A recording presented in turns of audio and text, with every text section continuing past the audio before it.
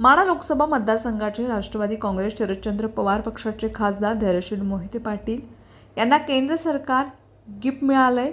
केंद्रीय संचार मंत्री ज्योतिरादित्य शिंदे यांनी माढा लोकसभा मतदारसंघात तब्बल 13 नवीन पोस्ट कार्यालयात मंजुरी केली आहे। त्याचा फायदा सर्वसामान्य होणार आहे।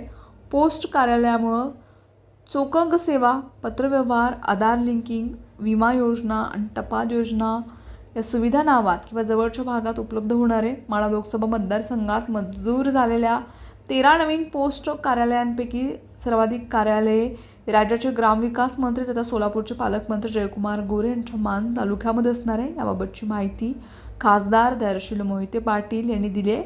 खासदार धैर्यशील मोहिते पाटील माढा लोकसभा मतदारसंघात 79 नवीन पोस्ट कार्यालय सुरू करण्यासंदर्भात केंद्रीय संचार मंत्री ज्योतिरादित्य शिंदे यांच्याकडे त्यांनी मागणी केली होती। त्यापैकी मतदारसंघामधील 6 तालुक्यामध्ये 13 पोस्ट कार्यालयात मंजुरी दिली।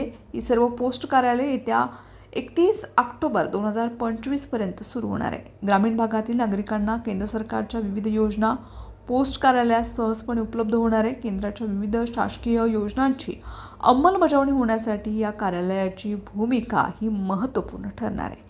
या निर्णयामुळे ग्रामीण भागातील नागरिकांना बँकिंग सेवा, पत्रव्यवहार, आधार लिंकिंग, विमा, टपाल सुविधा गावाकडेच उपलब्ध होणार आहे। याबाबत मोहिते पाटील यांनी केलेल्या पोस्टमध्ये म्हटलंय, केंद्रीय मंत्री शिंदे यांनी नवी दिल्ली येथे भेट घेऊन मतदारसंघात नवीन पोस्ट कार्यालय सुरू करण्यासंदर्भात मागणी केली होती। त्या मागणीला आता यश आलंय। माढा लोकसभा मतदारसंघात 13 नवीन पोस्ट कार्यालय सुरू होणार आहेत। ग्रामीण भागातील नागरिकांसाठी मोठी दिलासा देणारी बाब आहे।